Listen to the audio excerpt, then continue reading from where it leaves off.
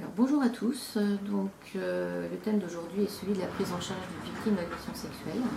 C'est une prise en charge importante qui peut être faite par n'importe quel médecin, mais il faut privilégier la prise en charge faite dans les unités médico-judiciaires, puisque ça va apporter des avantages pour la victime, puisque cet examen est fait sur réquisition par des médecins qui seront assermentés et les prélèvements qui sont faits à l'issue seront mis sous scellé à disposition de la justice. Comment se passe la prise en charge d'une victime d'agression sexuelle ? Tout d'abord, cette personne vient aux UMJ. Cette prise en charge dure un certain temps et nécessite une mise en confiance entre la victime et le médecin. Donc cet examen médico-légal est important, il nécessite une certaine technicité. Pour cette raison, ce sont des médecins qui doivent être formés à ce type d'examen. D'autre part, ce doit être fait dans de bonnes conditions, dans des conditions dans le cadre d'un examen médical, avec une salle de consultation dédiée et pour lesquelles il est possible de réaliser un certain nombre de prélèvements. Enfin, lorsque nous accueillons cette personne, eh bien, comme je vous le disais au préalable, il faut qu'il y ait une certaine confiance qui s'installe entre la victime et le médecin afin d'optimiser au mieux cet examen.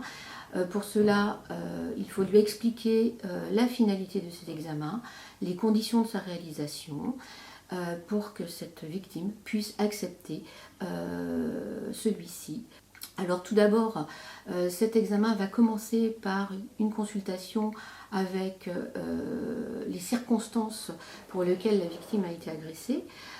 D'une part, on va essayer de comprendre comment s'est déroulé les faits, avec la possibilité de savoir s'il y a eu plusieurs pénétrations, une seule pénétration, s'il y a l'utilisation de préservatifs, s'il existe de la violence physique avec des coups portés, si la personne a absorbé une substance quelconque, afin, avec tous ces éléments-là, pouvoir diriger nos prélèvements à l'issue de l'examen clinique. Une fois que ces circonstances ont été examinées, nous allons d'autre part prendre en compte les doléances de la victime, essayer d'apprécier son retentissement physique des suites de cette violence, ainsi que son retentissement psychologique, et pour l'orienter ultérieurement éventuellement vers un réseau d'aide aux victimes. Dans un second temps, nous allons procéder à l'examen clinique. Cet examen clinique se fera toujours avec l'accord de la victime. C'est pour cette raison qu'il faut prendre son temps et expliquer à celle-ci les tenants et aboutissements de cet examen. Cet examen clinique va commencer par un examen somatique avec un examen minutieux de l'ensemble du revêtement cutanéo-muqueux. En particulier, il ne faut pas oublier l'examen de la cavité buccale, notamment en fonction des circonstances qui nous sont précisées préalablement, afin de rechercher toute lésion et de les répertorier. Il peut s'agir de plaies, d'érosions, d'échymoses, par exemple. Celles-ci vont être décrites. Pour les échymoses, on va préciser leur coloration, on va les mesurer et on va les situer anatomiquement afin de pouvoir les répertorier dans le certificat que l'on va faire à l'issue de cet examen. Voir les photographier, je suppose. Voir les photographier, bien évidemment, c'est encore mieux s'il est possible de le faire. Dans un deuxième temps, nous allons procéder à l'examen gynécologique et anal. Bien sûr, je rappelle toujours avec l'accord de la victime. Il faut que cet examen se fasse dans de très bonnes conditions. Et en tout cas, que la victime puisse adhérer à cet examen. Alors cet examen, bien sûr, gynécologique est différent suivant l'âge de la personne, de la victime, et surtout si elle a eu une activité sexuelle antérieure au fait ou pas.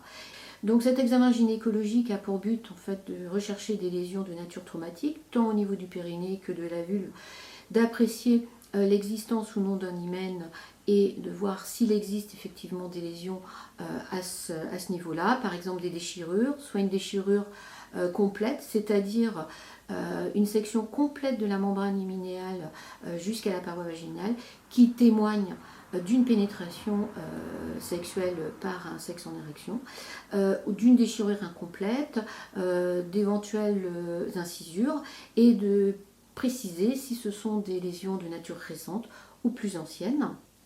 Enfin, on va aussi examiner les parois vaginales et le col utérin chez la femme adulte. Par contre, ce sera fait bien sûr sous un examen sous spéculum. Enfin, nous allons examiner aussi le périnée bien sûr et l'anus. Au besoin, en fonction des circonstances qui nous sont relatées, eh bien, on peut être amené à examiner l'anus sous anuscopie.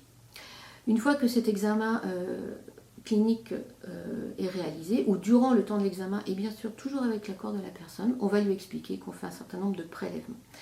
Alors ces prélèvements que l'on peut faire lors de cet examen médico-légal sont de plusieurs natures, dans des buts différents. Vous avez premièrement des prélèvements qui vont être réalisés à la recherche de l'identification de l'auteur ou des auteurs présumés et qui sont à l'origine des faits.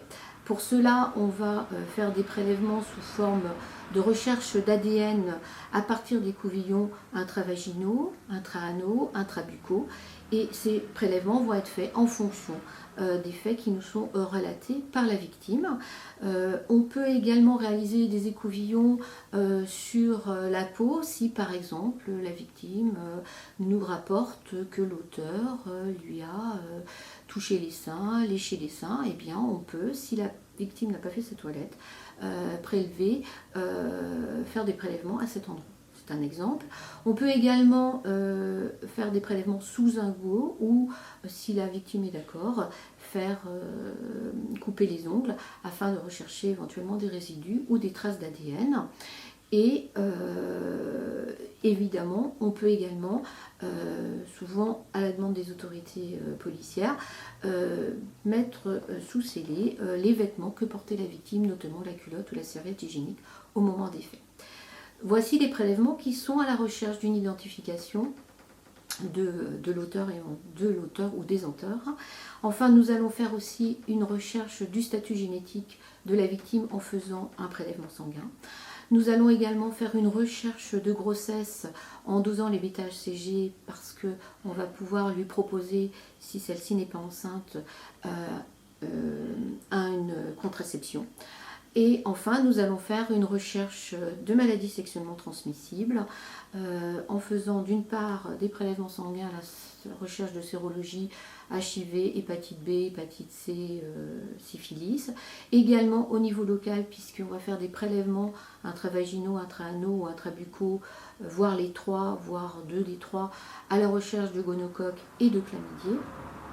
Et enfin, nous allons assurer éventuellement un suivi biologique pour la mise sous traitement prophylactique anti-VIH si la victime accepte ce traitement. D'autre part, ces examens biologiques vont nécessiter un suivi biologique puisqu'on va recontacter la victime pour qu'il y ait ce suivi biologique afin de vérifier la négativité des sérologies ou leur positivité ultérieurement. Enfin, dans une dernière partie, la dernière partie de la consultation, eh bien, nous allons proposer à la victime un traitement en urgence pour la mise sous contraception, donc, ou pilule du lendemain.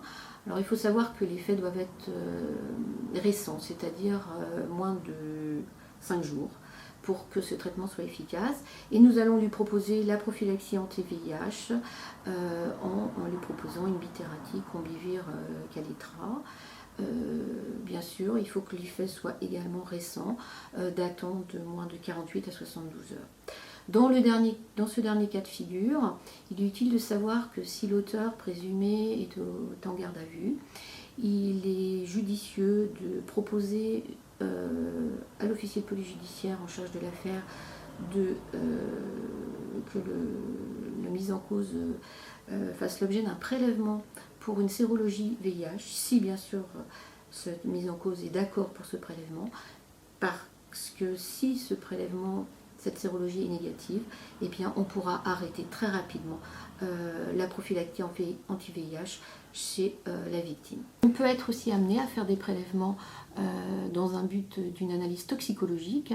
Si la personne nous rapporte lors de la consultation qu'elle ne s'est pas sentie bien, qu'elle ne sait plus où elle était, surtout après un repas ou la prise d'une boisson, eh bien, on peut être amené à faire un prélèvement sanguin et urinaire et suggérer à l'officier de police judiciaire de faire un examen toxicologique à la recherche de substances susceptibles d'altérer la vigilance de la victime, voir si nous sommes dans des délais dépassés parce que ces types de substances disparaissent assez rapidement du corps humain, eh bien il peut être proposé de faire une analyse de cheveux.